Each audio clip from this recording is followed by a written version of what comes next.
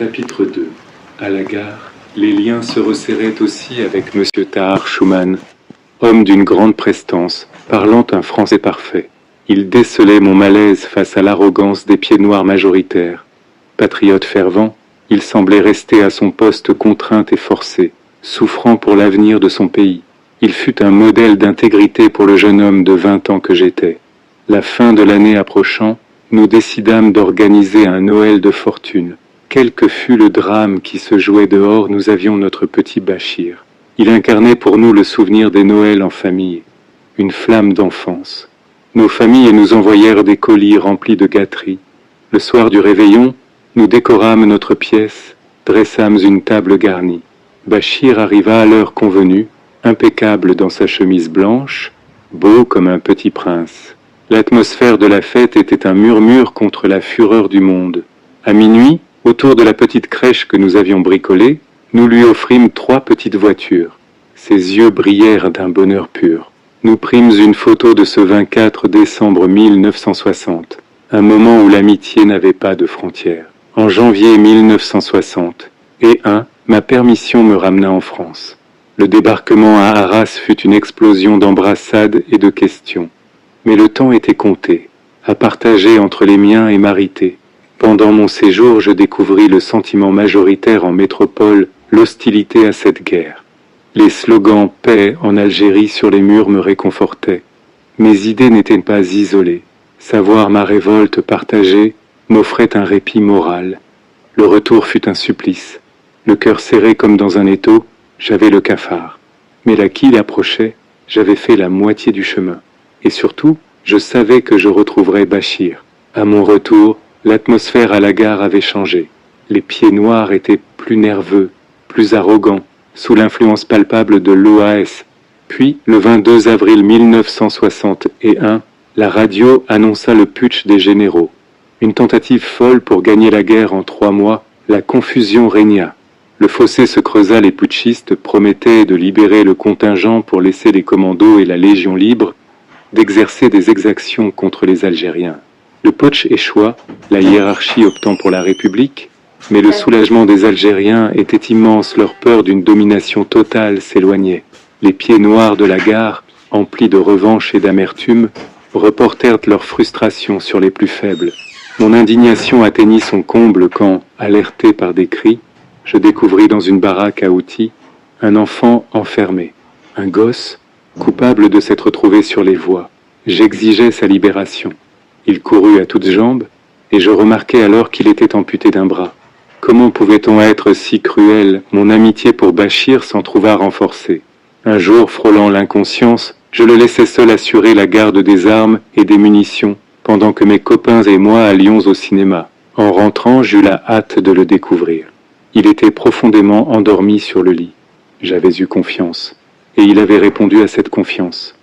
Nos journées se rythmaient par le passage des trains, ces liens éphémères avec l'extérieur. Mais notre petite bulle fut brisée en août 1961. Bouzid, l'ouvrier des voies, arriva tôt le matin pour m'annoncer la terrible nouvelle. Tahar Schumann venait d'être arrêté par le 2e bureau. J'étais atterré. La peur s'immisça, la torture existait. Monsieur Schumann subissait sa 2e incarcération, cette fois par le sinistre DOP, un détachement réputé pour sa barbarie. Composé principalement de volontaires pieds noirs solidaires, je partis en moto vers la redoute pour glaner des informations. Je finis par apercevoir mon ami, marchant en rang, visiblement éprouvé, le col ouvert. Il avait subi un interrogatoire musclé. Je ne pouvais rien faire de plus, sinon patrouiller, impuissant. Je ne devais plus le revoir à Méchéria. L'été déclinait, et je comptais les jours jusqu'à la quille. Mon inquiétude, désormais, se concentrait sur Bachir. Il vivait au jour le jour, heureux, mais sans instruction. Que ferait-il après mon départ? Je lui fis part de mes réflexions. Il m'écouta attentivement, comprenant mon désir d'agir pour son bien. Il s'en remit totalement à moi. Mon cœur s'emplit de fierté. J'allais repérer l'école. Le lendemain, il arriva ponctuel, résolu, dans sa tenue la plus irréprochable, chemise blanche, culotte courte, cheveux gominés au savon, ses mains dans la main, avec mon petit frère que nous avons traversé la ville. Devant l'école, On nous regarda avec curiosité un militaire accompagnant un petit Algérien. Devant le directeur, je prononçai « Ému Bachir Bédiar, né en 1950, habitant rue de la Gare. J'avais réussi la plus belle des missions. Bachir menait désormais une vie normale d'écolier. Mais le nouveau chef de gare, Torregrossa, me reprocha mon geste, fidèle à la vieille idée qu'un Algérien devait rester inculte pour être manipulable. La fin approchait. Mon remplaçant, Cornobix, arriva. Le compte à rebours s'accélérait. Mais à la gare, Bachir était taciturne. Je préparais ma valise en évitant son regard. Il était difficile de trouver les mots pour consoler cette âme d'enfant qui voyait s'achever une amitié profonde. Le moment du départ fut un déchirement. Le petit pleurait à chaudes larmes. Moi, j'avais un poids sur la poitrine. Sur le quai, les libérables entonnaient, à l'accoutumée, ce n'est qu'un au revoir, mes frères. Le train s'ébranla. Je faisais de grands signes à Bachir, dont la silhouette se perdait au milieu des soldats. Sur le bateau, je regardais s'éloigner cette terre d'Algérie où la guerre continuait. Je rentrais, sain et sauf, conscient de ma chance. J'ai retrouvé Marité et la vie civile. Les fêtes de Noël passèrent, mais mes pensées m'entraînaient vers un autre Noël. Bachir m'écrivit quelques mots, me raconta ses pleurs, puis la mort de son père Larbi. La correspondance s'espaça, la vie le reprenant. Mais je n'oubliai jamais. J'appris avec joie la fin des hostilités en mars 1962. Ma vie se stabilisa, un emploi dans la communication, mon mariage, la naissance de Corinne. Mais le désir lancinant de revoir Bachir, de retourner à Méchéria, ne me quittait pas. Les années passèrent, rapides, jusqu'à l'heure de la retraite. 40 ans avaient filé. Un jour de septembre 2002, sans en parler à personne, je me décidai. J'écrivis au maire de Méchéria, racontant mon histoire et demandant s'il existait une trace de Bachir Bédiar. Une réponse positive me paraissait invraisemblable. Et pourtant, le 24 décembre, un télégramme me parvint. Ces quelques mots. Reçu votre lettre avec immense plaisir, vous répondre bientôt Bachir Bédiar. J'étais sous le choc. Il était là, toujours au même endroit. Notre amitié avait survécu aux décennies. Ce fut le plus beau cadeau de Noël. Marité et moi pleurâmes de joie. Les lettres affluèrent. Bachir m'avoua qu'il ne m'avait jamais oublié. Il s'était souvenu de notre amitié comme d'une lumière qui avait éclairé sa vie. Bruno, tu es comme un père, un frère pour moi. Il avait réussi, dirigeant une petite entreprise, père de 4 enfants. La vague de souvenirs submergea Méchéria. Monsieur Schumann, vieilli mais intact, m'envoya ses bons souvenirs.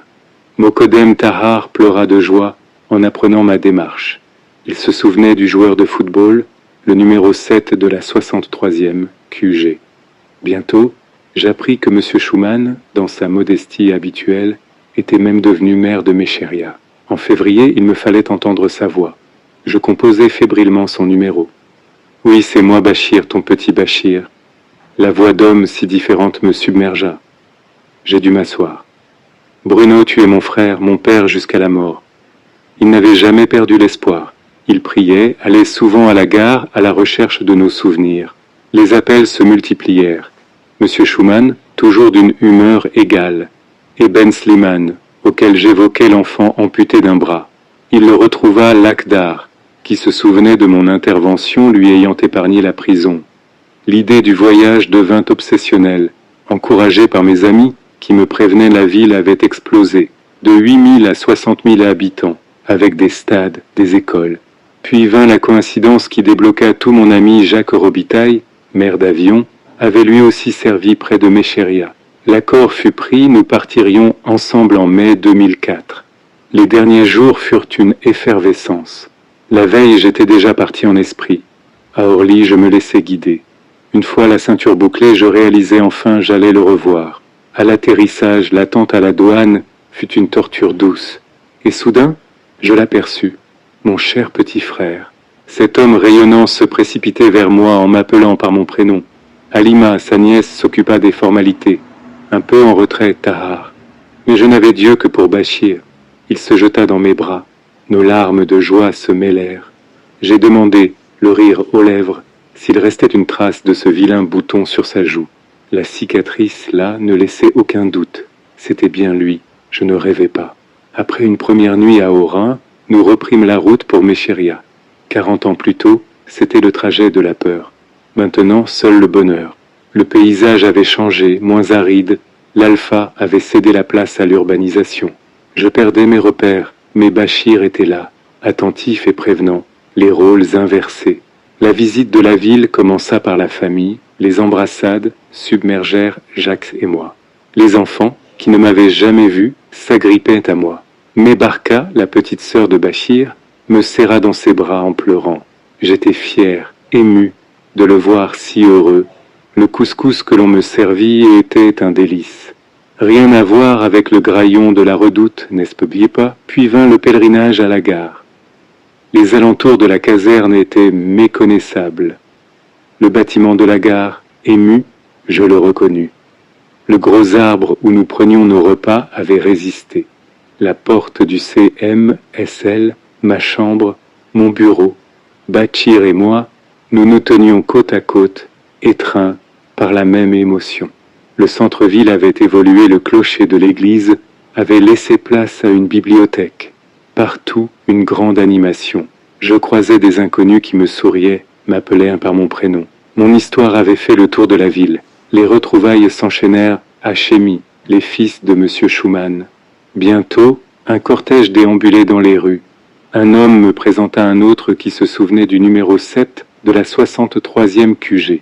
Le soir, après avoir rencontré les autorités, nous fûmes reçus chez M. Schumann. Les années l'avaient marqué, mais sa douceur était intacte. J'ai confié ma caméra à Abdou pour immortaliser ces moments. Un journaliste, M. Laraji, arriva pour une interview, touché par notre histoire. Le lendemain, Jacques visita les ruines d'El Mrir. Il décrivit le four de sa chambre, les gamelles jonchant le sol. Je compris, une fois de plus, à quel point mon service avait été privilégié. Les honneurs continuèrent. Monsieur le Wali de Nahama, le maire et son conseil municipal nous recevant. Leur discours fut élogieux, soulignant notre comportement humain de jadis. L'après-midi, un homme me fut présenté au détour d'une interview radio. C'était Lagdar, le petit garçon manchot du quai. Il me remercia pour mon geste, et nous nous embrassâmes. La boucle était bouclée. De retour chez Bachir, la fête continua avec la cérémonie du henné, symbole de notre attachement. Mais l'angoisse du départ me submergeait. Je serrai M. Schumann dans mes bras, l'embrassant comme un père. Il me souffla courage. Tous mes amis étaient là pour les adieux. Je levai la main une dernière fois. Vous êtes et resterez toujours mes frères de Méchéria. Au dernier moment, après les adieux déchirants, dans les you-you des femmes, je lui fis cadeau de ma montre. C'était le symbole du temps qui ne nous séparerait plus. Dans l'avion, je repris mes esprits. J'avais l'impression de sortir d'un rêve magnifique. De retour en France, je racontais, sans me lasser. Je suis resté en contact avec Bachir et tous mes amis. Je prépare déjà mon prochain voyage. Cette amitié retrouvée, je la chérirai à jamais. Ce récit, je l'ai écrit pour toi, mon petit Bachir, mon frère de toujours. Pour que nul n'oublie que l'humanité et la fraternité sont toujours possibles, même sur les cendres de la guerre. Même sur les cendres de la guerre.